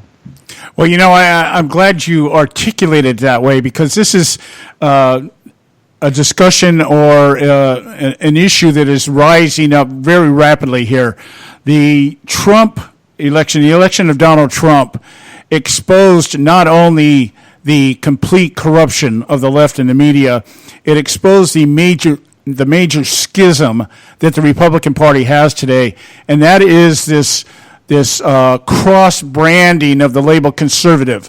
Lindsey Graham is a moderate when it comes to social issues, but he's a neocon when it comes to defense issues, and therefore he's a conservative when he's in his neocon posture, and he's a moderate when he's in his his more liberal-leaning posture.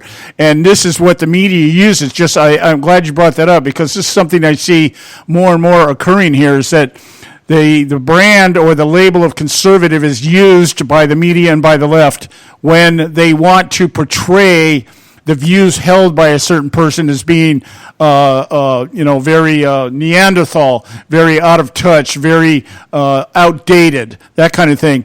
But then that same person can turn around and do, like this particular lady, and say, well, I happen to agree this way, which to me strikes me as probably more of a libertarian view than I would say a hardcore conservative view, because you can't. It's like my argument with people is this. I get the same argument with Christians. How can you tell me you're a Christian and yet tell me that you condone abortion or you condone homosexuality? How do you reconcile those things and still have the gall to come and tell me that you are a believer in the writings of Jesus Christ?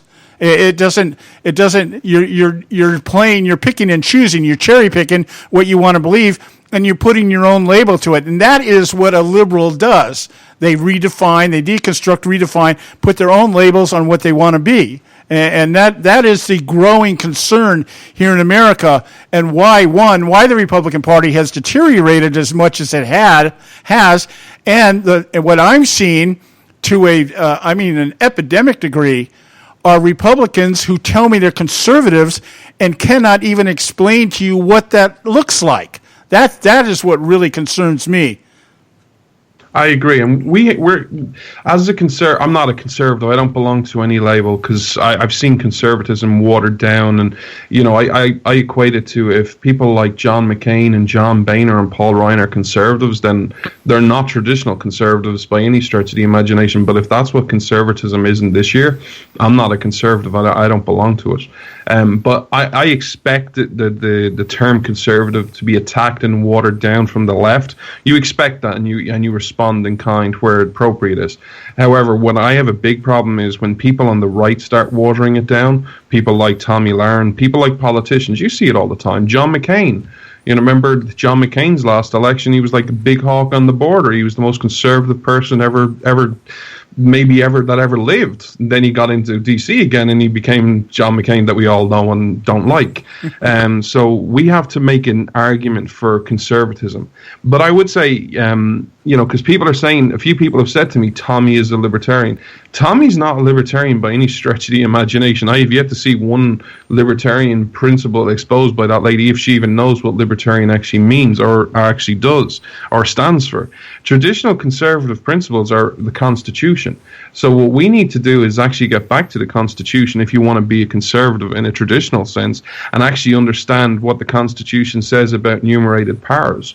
It is frightening to me the amount of people in the media, the amount of Americans today, the amount of American politicians today who say, I'm a conservative of some way, shape, or form, and don't know enumerated powers, and then they go and say, well, I'm for the Constitution and for limited government, and then we'll go and defend the stimulus package, we'll go defend Trump care, we'll go defend any type of health care, we'll go defend stimulus packages, we'll go defend Social Security. You get any of those lists, where do they see them under enumerated powers under the Constitution? They're not there. But they'll still call themselves the conservatives. So I think the biggest challenge is for real conservatives to stand up and say, this is exactly what we stand for.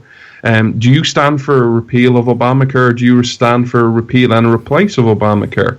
The Republicans have been running on it since 2010 of a repeal of it. They have to do that. And I think we need to get back and make those arguments. I'm a firm believer Maggie Thatcher was right all those years ago, and I think if I could offer one piece of advice, it'd be follow Maggie Thatcher's advice. First you win the argument, then you win the election. The truth of the matter is many Republicans on all levels, from media, politicians and people, have been focused on elections for far too long and not on arguments. And we've seen this watered down. I'm not sure if you remember our last call that we spoke. We spoke about what conservatism used to mean in a budgetary process in 2002 and 2003 and what it means today. It's been totally different and totally watered down. We need to start winning those arguments of what conservatism really means. Yeah, Jonathan, we got to take a break here. I hate to interrupt you here. I hope you can hold that thought. We'll be right back. Stay with us right here at the Conservative Syndicate. Red State Talk Radio, WRS Cleveland. Red State Talk Radio is now available as a voice command on your Amazon Echo and Echo Dot by simply saying, Alexa, play Red State Talk Radio. Red State Talk Radio on TuneIn. Are you behind on your taxes? The IRS is the largest and most aggressive collection agency in the world, and they can seize your bank account, garnish your paycheck, close your business, and file criminal charges. Tax Mediation Services is accredited by the Better Business Bureau. Our team of tax attorneys and enrolled agents can stop collections and get you protected. If you owe over $10,000 in back taxes or have unfiled tax returns, call now for a free case review and a price protection guaranteed quote at 800-790-4294. 800-790-4294. You know, sometimes when you compare prices on products, you think to yourself, what difference does it make? The rates are all about the same anyway, but sometimes the rates are very different. Let me give you an example where there's a huge difference in pricing between companies. Vehicle protection plans. Look, if your car is 4 years or older, having a vehicle protection plan is a no-brainer. The trick is not to overpay for it. Here are the facts. The average price of a vehicle protection plan is $2,800, while the price of a TOCO warranty vehicle protection plan for most vehicles is just $1,500. The average down payment on a vehicle protection plan is $299. With TOCO warranty, there's no down payment. The average monthly payment on a vehicle protection plan is more than $160 a month. With TOCO, the average monthly payment is just $49. To get a highly rated vehicle protection plan at a great low rate, call TOCO Warranty at 1-800-987-1519. That's 1-800-987-1519. Terms and conditions apply. Hey, this is Leonora Cravota from Red State Talk Radio for MyPillow. I used to have trouble sleeping. MyPillow changed all that. I now fall asleep within moments of my head touching my pillow. That's how comfortable MyPillow is with its patented interlocking fill. MyPillow stays cool and does not go flat. Plus, it's machine washable and dryable. My Pillow has a 10-year warranty and a 60-day comfort guarantee. My Pillow is also the official pillow of the National Sleep Foundation, and it's made right here in the USA. My Pillow is now offering Red State Talk Radio listeners a 4-pack special with 2 premium standard or queen pillows and 2 Go Anywhere pillows. That's 4 pillows for the price of 1. To take advantage of this special offer, call 1-800-961-9194 and ask for promo code Red State. That's 1-800-961-9194, promo code Red State. Put sleepless nights behind you with My Pillow, the most comfortable pillow you will ever own. For the best night's sleep in the whole wide world, visit mypillow.com.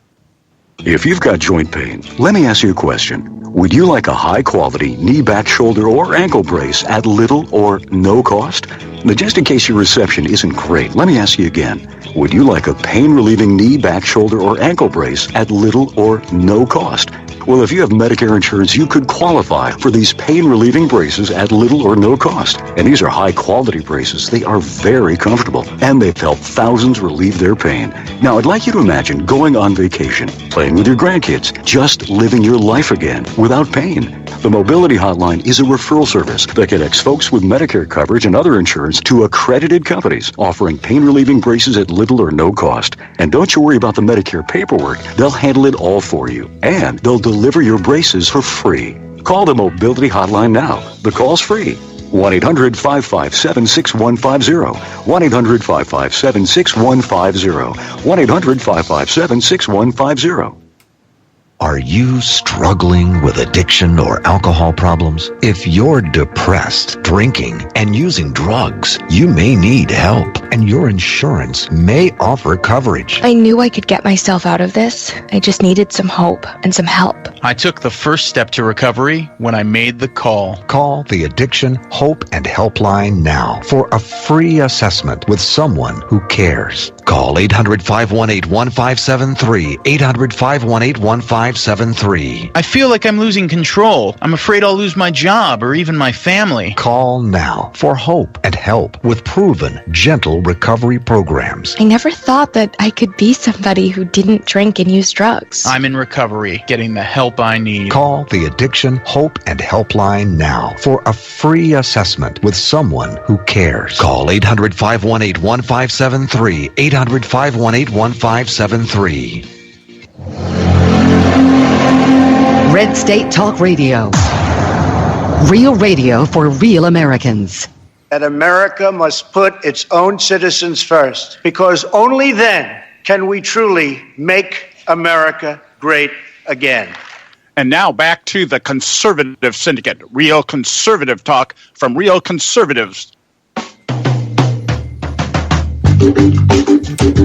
All right, hey, we are back, and this is the Conservative Syndicate, the real conservative talk from real conservatives. I'm your host, John Matthews, along with Joe Hakos.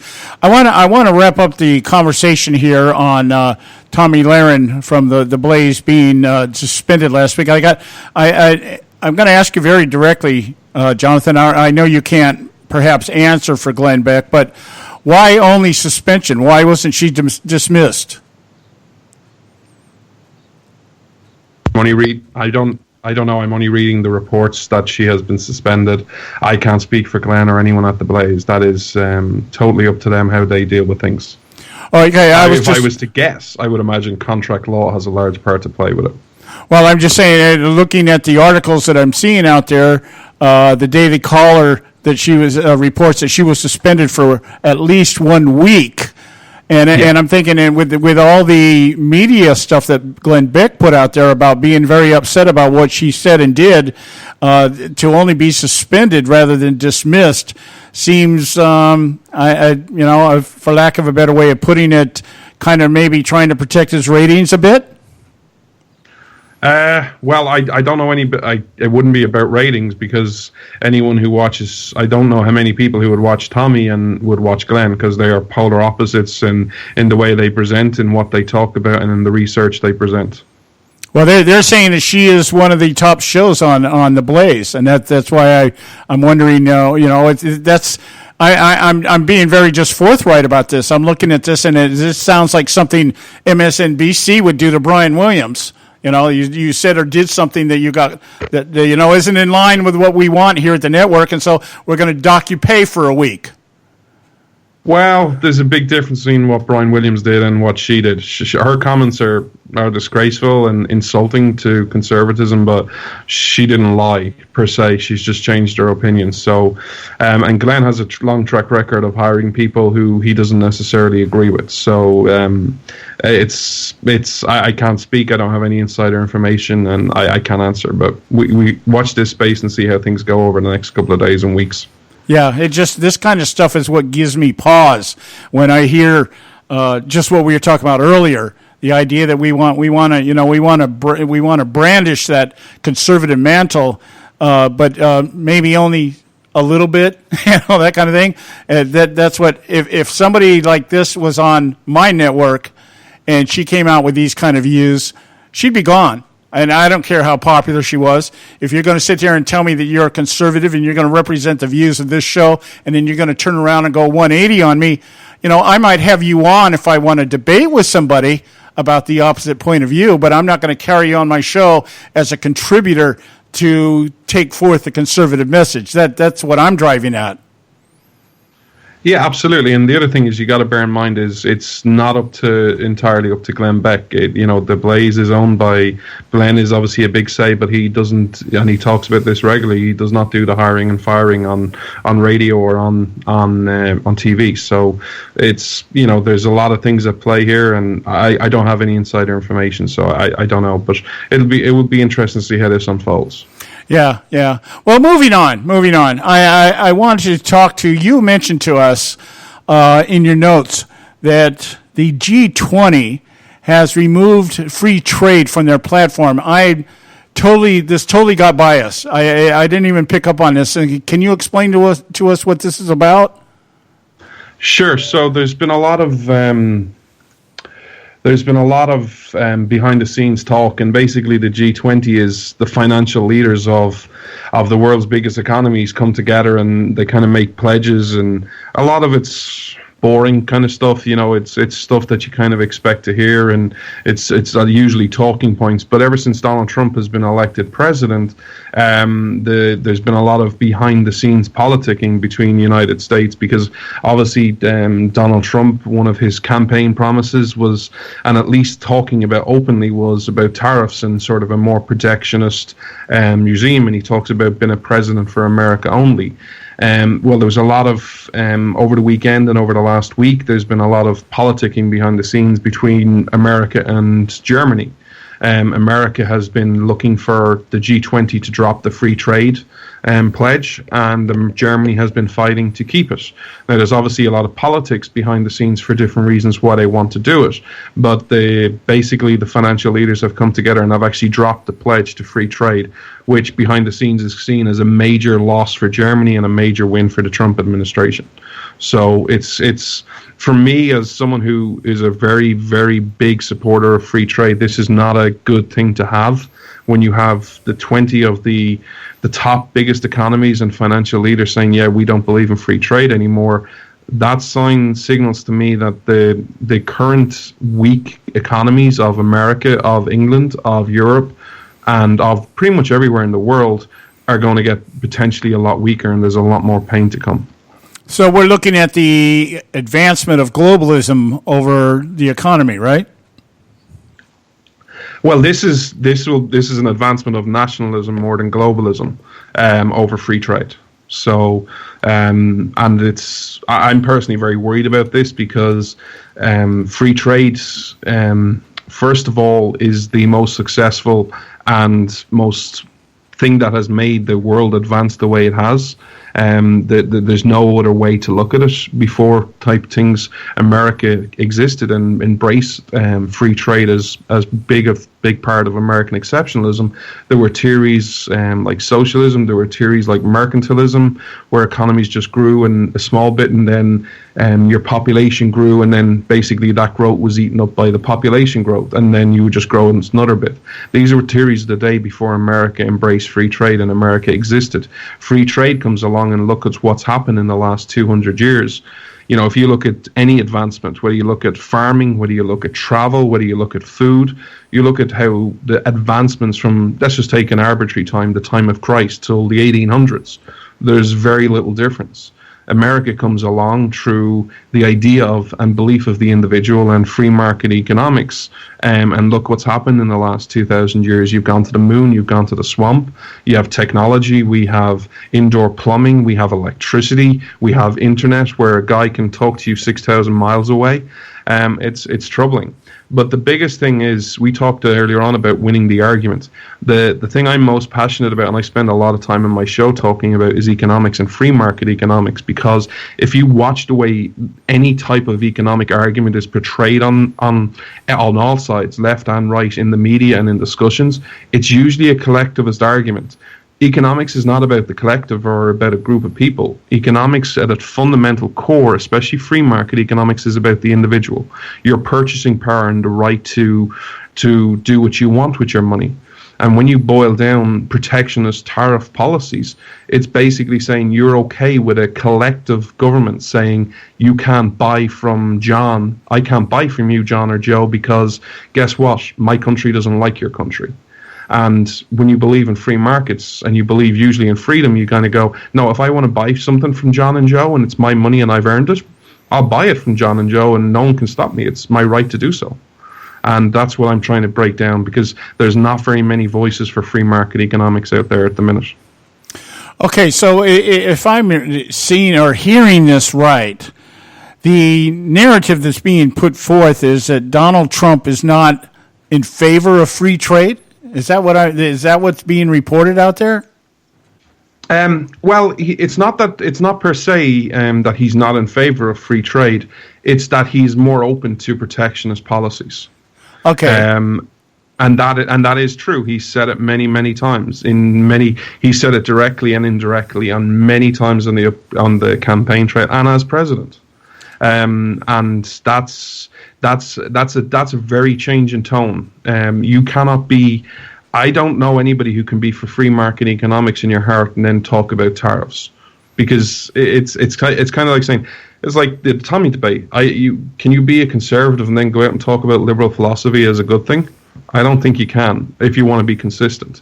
So whether he's a free market person or whether he's a tariff person or whether he's in between, that only the proof will be in the pudding of what he actually acts like. But he is giving the world and everyone in America the view that he's open to protectionist tariff policies. Okay, all right. That clears it up a little bit for me, because that really sounds so counter to what I understand Trump to represent. So we'll have to roll this over here during the break here, and maybe I'll have another question for you here when we get back. Stay with us right here at the Conservative Syndicate. I'm John Matthews with Joe Hakos, and we've got Jonathan Dunn with us. We'll be right back. The Strident Conservative.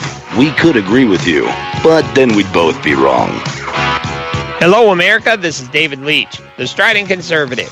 Town halls were filled to capacity with frustrated taxpayers demanding changes to the healthcare system, as members of Congress stood before their constituents in a vain attempt to defend their massive government-run solution to the problem.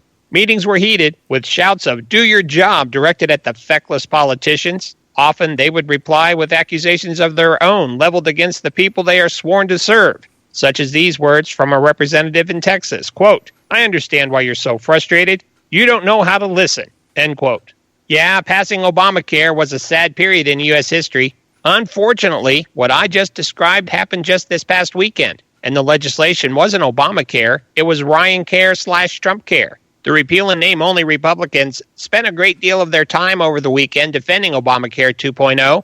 Paul Ryan himself went on some of the Sunday talk shows defending the fake repeal legislation ahead of an anticipated Thursday House vote. Quote, "I feel very good about it, actually, because the president has become a great closer." End quote. Ah, yes, the president. Despite efforts by many so-called conservatives in the media, this new version of Obamacare is all on Trump. He was actively involved in creating it, and he recently stated he supports it 1,000%. Health and Human Services Secretary Tom Price confirmed that Trump never intended to fully repeal Obamacare. Quote, "That is not something that the president is willing to do. It's not something he said he would do." End quote. Well, not only did he say he would do it, he also promised that he would give insurance to everyone at government expense if necessary. The Republicans, or should I call them the Trumplicans, are working to finish the job started by Obama, but because it has Trump's name on it now, we're supposed to rejoice. If you have a comment on this topic, visit stridentconservative.com.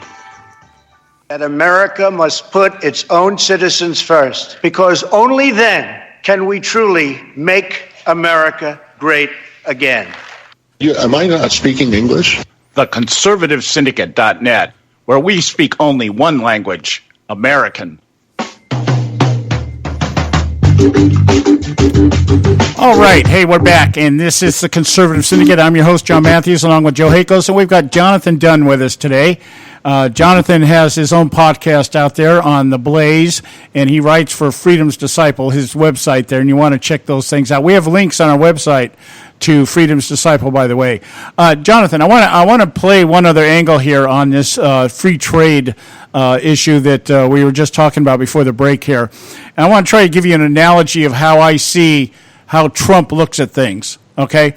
I'm online, and I see something online that is being offered to me for free. And I say, okay, I want to get that. So I go to that company and I say, yeah, send me your free product. And they say to me, okay, all you need to do is send us $10 for shipping and handling. At that point, that product is not free. And so I sit there and I say to them, what, you told me it was a free product. And you say, no, well, yeah, but you have to pay for the shipping and the handling of it, which is $10. That, to me, equates into the analogy of a tariff. And what it sounds like to me is that Donald Trump is saying he wants free trade, but he doesn't want these tariffs involved because the tariffs skew the playing field. It's not free trade if we have to pay extra to get imports. Does that make sense? Sure, but the equation then is, how do you get around to get to free trade? Do you get to, if you believe in free trade as a fundamental principle, then you follow it because it's tried, tested, and true. You don't then say, well, someone else doesn't play by the rules, so we're not going to play by the rules. And that's the question that's happening in the world and in America right now.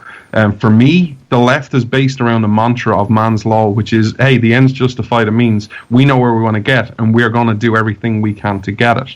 Traditionally in America, it's been the opposite. It's been the right has been, and the conservatives have been, no, we believe in these principles, and these principles are eternal and true. Now, we can disagree which principles we think are eternal and true, but you follow them principles. And for me, again, economics is about the collectivist, is not about the collectivist, it's about the individual.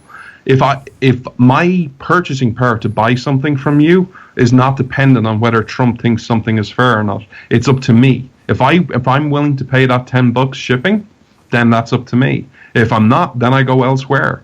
And that's what economics is about. It's about the purchasing power of the individual. And that is something, you might not like it, but that's something I'm going to defend every day as much as I possibly can. You may not like it or agree with it, but that is what free market economics is ultimately about. Well, it's not that I disagree with what you're saying, because the idea here is that as an individual, if I really want that free product, I'm going to pay that $10 shipping and handling to get it, and I'm going to that's just the cost of getting the item that I want. It just seems to me that what I'm hearing from Trump is the idea that we're saying, okay, look, you want to import something into this country and there's a tariff involved in it, which means you're in literally jacking up the price. Now, what I want to do as Donald Trump is I want to create more competition. So I want to lower the overhead of bringing that stuff in here and create competition, which should expand the free market. That's how I see it. Does that make sense? Sure, absolutely. And if you want to, there are plenty of things, if you want to increase competition in America, there are plenty of things you can do before a tariff should be one of the last things logically you should approach. If you want to change the way competition in America and you really want to grow the American economy, there are very simple steps that you can do. First of all, it depends on which is your personal favorite. You can start with taxes. It's incredible, the corporation tax in America. America, one of the most industrial powerhouses of all time, has the 5th largest corporation tax in the world. Imagine America's corporation taxes are roughly 35%. Imagine if you, and I can't believe I say this, but it's the only time on the topic I'll ever say this. Imagine if you followed the example of Ireland and had a 12.5% corporation tax. Can you imagine the boom overnight that would allow? Can you imagine if you reduced the tax code and made it more simplified, where instead of a company, and especially a new company, let's just talk this out about economics. If you're a new business in America tomorrow, let's say, hey, John and Joe, I come to you and go, hey, guys, I got this great idea. And forget what the idea is, but we're going to set it up. The logical thing is that we would think the first thing we have to hire is, well, we got to produce the product or the service, or we got to find someone, a sales rep, or we got to find someone to manage it. No, in America right now, the first person you hire, if you have any sense, is either one of two people. One, a person to make you legally compliant with the laws and regulations in America, or two, is a lobbyist. That is backwards. That is asinine to the entrepreneurial spirit of America. Then you can start breaking the regulations down, which in fairness, Trump has given some guidelines in his last budget, the budget he released last week, where he's going to cut the EPA, and that will have a benefit to different employers, like coal miners and energy producers and different other people as well. But we have to wait to see exactly what is in them. But he's given that kind of hint that he's going to be open to that. So I would say start with taxes and regulations, and that itself will create a boom. And then what we need to do is bring the argument to the people and then create that entrepreneurial spirit. Again, if you go back to the polls, the entrepreneurial spirit and the amount of startups that are happening each day in America are not at our all-time lows. We need to change that. We need to bring it back. We need to change the narrative that says, I don't want you to be in the middle class. I don't want you to be average. I want you to be rich. I want you to be successful. Because guess what? When you're successful, you raise the tide for other people through innovation, through, hey, now I have this, whether it's an extra medical care or a medical service or an extra piece of technology, you're making my life easier. You're then contributing to your society because you're buying houses, you're buying food, you're getting married, you're going on vacations, you're contributing tax dollars. If we change that narrative overnight, that will make America a hell of a lot more competitive than it has been since Ronald Reagan. But the starting point is not tariffs. And that's the troubling thing for me. And I hope that people around Donald Trump, if he listens to them, I hope people are making that argument that says, look, you might be right on tariffs. I will personally always disagree with them. But let's deal with things we can deal with first, regulations and taxes, and get that corporation tax down. Well, I can't argue with that. That's a logical process of thinking. Joe, do you have a comment on this? Yeah, I just think that's exactly what's going to happen. He's got to do it in its time. He's got to play with these idiots in D.C. So, he can cut back on the EPA regulations and everything. It comes all the way down to agriculture, the farmers. I mean, when you have a puddle out in your pasture, and the Bureau of Land Management wants to call it a navigable waterway. It's ridiculous. So those kind of things are going away. So we'll wait and see how that works. I wish he would cut back the corporate tax rate down to not 25%, where that's the number I've been hearing. Let's cut it down. Let's cut it down to 6%. And I'm sorry. Then we'll see the rest of the world come screaming back to America. That's the real that's the real thing I see is. People are like, whoa, oh my goodness, oh, the sky's falling, Donald Trump is in power. Well, okay. Let's see how Look over here, because, that feckless Obama policies are not going to happen anymore. Yeah, that's right. Hey, we're at the end of our time here with Jonathan. I'm really glad we got you on. I'm glad you got over your little bout with the bad food back there. If I ever make it back there again, you're going to have to tell me where not to go. That was in a bad way for the weekend, gents. I apologize for missing that day. That was a 3-day thing, and that was I won't be eating there again. Okay, I want to give you about a minute. You got about a minute or so. I want you to plug what you're doing out there so the people can find you. Sure. Well, you can find my show on The Blaze. If you look up Freedom's Disciple, it's on SoundCloud, Stitcher, and our Google Play Music and iTunes. If you look up Freedom's Disciple, you'll find me. A new show gets released every Saturday at noon Eastern. There's a show that just launched today. It's a special show. It's about Tommy. It's addressing more comments about her abortion, comments about her redefining conservatism, which you can't do.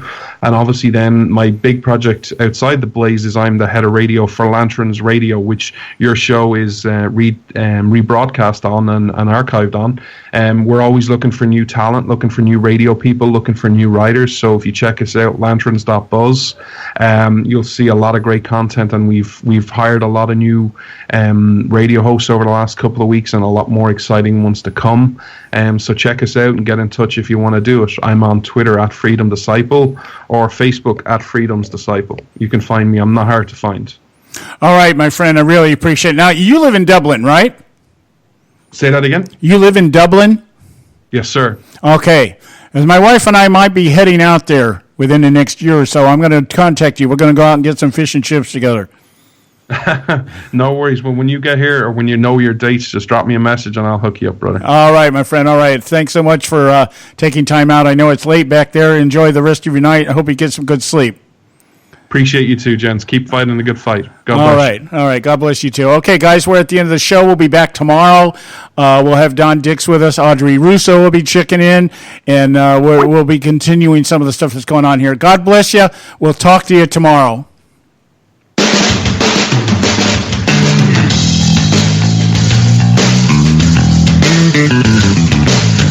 Thanks for tuning in to this edition of the Conservative Syndicate, the nationally acclaimed, globally syndicated, politically incorrect talk show that seeks to tear down the imaginary wall of separation between church and state. We want to make you aware you can find and access all our show archives at our website, theconservativesyndicate.net, as well as our broadcast stations and times. That's theconservativesyndicate.net. We so appreciate you taking the time to tune in, and we so look forward to continuing to bring you the best in uncompromised talk radio available on the net today. And remember, folks, it doesn't matter how many times you get knocked down in life. It only matters how many times you get up. I'm John Matthews, along with Joe Hayko, signing off until next time right here at the Conservative Syndicate. God bless you, and may God continue to bless America.